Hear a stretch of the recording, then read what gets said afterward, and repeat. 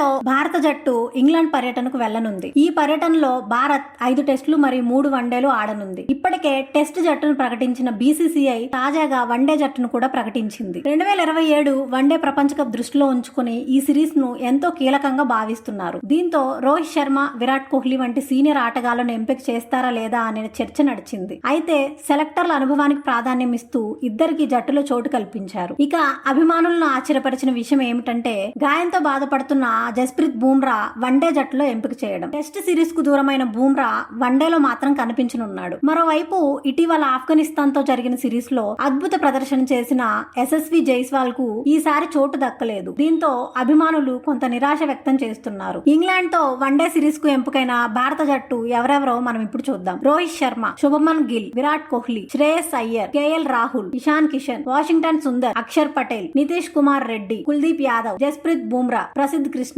హర్షదీప్ సింగ్ తదితరులు. ఈ జట్టుపై మీ అభిప్రాయం ఏమిటి? కామెంట్ చేసి చెప్పండి. లైక్ చేయండి, షేర్ చేయండి. మన క్రికెట్ తెలుగు ఛానల్ ను సబ్స్క్రైబ్ చేయండి.